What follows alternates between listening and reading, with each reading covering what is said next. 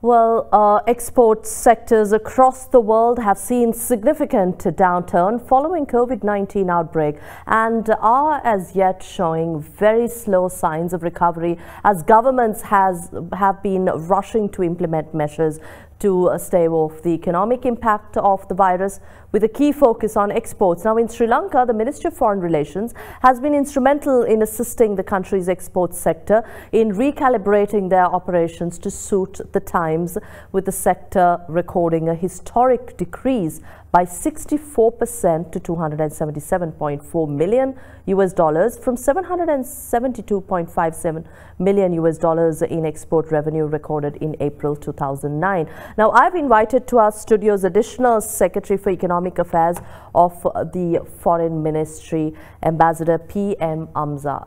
Thank you very much for joining us tonight on the live discussion to talk about exports and the intervention and what measures the Foreign Ministry will take. Thank you, first of all, having us today and giving us the opportunity of talking to you on this very important and timely subject. And in fact, the Sri Lanka Foreign Ministry, as you know, that we have been working with 67 missions abroad, and their High Commission, embassies and Consulate General and Deputy High Commission. And we also work along with the line agencies here, namely the EDB, the BOI, the export, the Tourism Board, and also the Foreign Employment Bureau. So in fact, traditionally we have been working through these organizations, giving our missions target. In fact, it started in 2018 when the current Foreign Secretary became the Additional Secretary. And we have introduced the Economic Diplomacy Program, where we have given the missions the targets and also helped the missions to achieve those targets, including finding resources. But when it comes to COVID-19, I think we all, the entire world, as you said, had been confused and how to deal with our economy.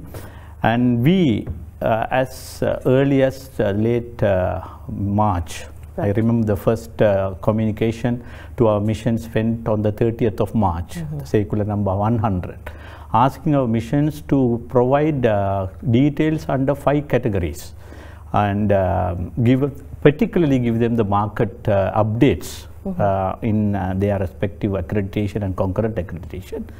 And we were able to get 59 market reports, and all those 59 reports were published in the EDB website for the exporters and the chambers to know, to give you a summary of that. And we had got the summary under 4 categories. Particularly, as you know, our main exports are in apparel and the tea as well as the rubber product. And all 3 items we were finding opportunities. Particularly, this is in the post-COVID time. Yeah, in the post-COVID. In fact, it started from late March and April and May. And the summary has been we had demand for tea in 24 countries, face mask in 26 countries. PP in 15 countries, rubber gloves in 22 countries, processed food in 16 countries, and vegetable and fruits in 14 countries. So does this mean, given the current challenges and the ongoing difficulties, there's still demand for Sri Lankan exports, and we're looking at a strategy for post-COVID time also through the Foreign Ministry Absolutely, itself? Absolutely. In fact, taking the example of tea, we were able to get into Egyptian market. I have the statistics here, 220 metric tons of tea, and Turkey to 344 metric tons of tea. All that has been facilitated with a collaboration with the tea board, whereas tea board was assisted by our ministry of getting the legalization of documents. As you know, that we were under curfew, and the missions were also closed, and we were able to diplomatically approach the missions, missions in Colombo, from Middle East as well as Turkey, and we were able to ask them to legalize the documents. And apart from that, we were also able to help our producers, particularly in the garment sector, to source raw materials. Right. You know, because we have because our garment industry is geared for certain products, and when you immediately get orders for PPE, and we have a serious problem of getting those exports done because we don't have raw materials, and we were very happy. Out of the 23 missions we approach in South Asia, Southeast Asia and the Middle East, 16 missions have come out with 53 contact points, right, which helped our industry here to get the raw material and keep the export running. That might be a reason. In April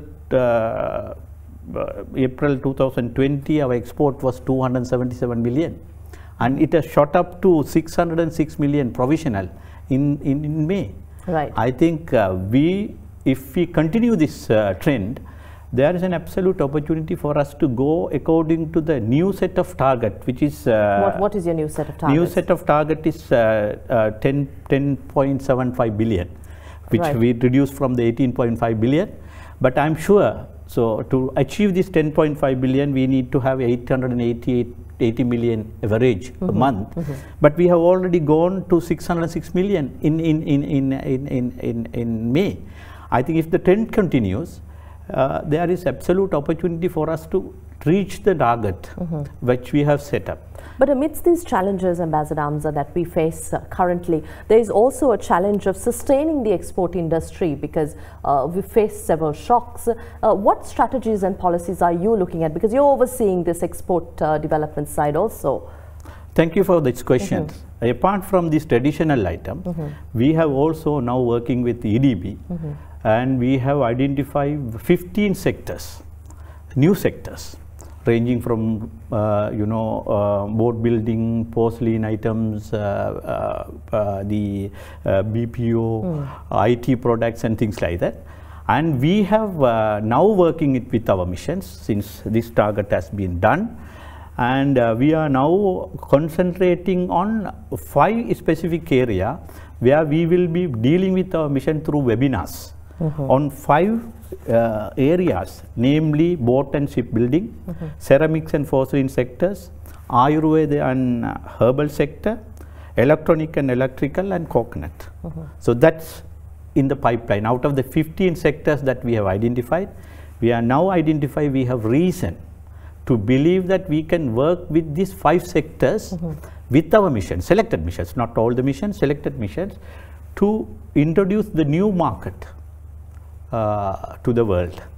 And I am sure that we should be able to work because we have an excellent team in our missions, and they have been absolutely helpful. Right. Very quickly before we wrap up this discussion, Ambassador Amza, of course, at the end of the tunnel, what do we see for Sri Lanka? Because you say there are new opportunities that you're looking at, new ways. There's also a requirement for standardization amidst a pandemic. Health guidelines, health authorities, what should the exporters know? And while the Foreign Ministry is dealing with the other issues of bringing Sri Lankan expatriates back to Sri Lanka and liaising with your foreign missions, this export sector is also a top priority. It's an unprecedented time for us and our missions abroad, and they have been facing a huge challenge which they have not faced before.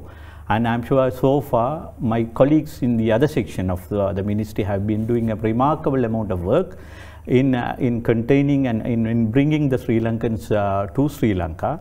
But my division is dealing with exports, and I'm working with export related industries and the Board of Investment and other agencies who are directly dealing with economic affairs. I'm sure that we are a nation that we have shown our resilience in our number of field, and I'm sure that this will be a difficult time, but it's not that difficult that we may not be able to come out, and we have to be positive. Thank you very much, Additional Secretary Amza, who is overlooking the economic affairs for the Foreign Ministry of Sri Lanka, for joining us tonight to talk about the challenges and opportunities of Sri Lankan exports going ahead.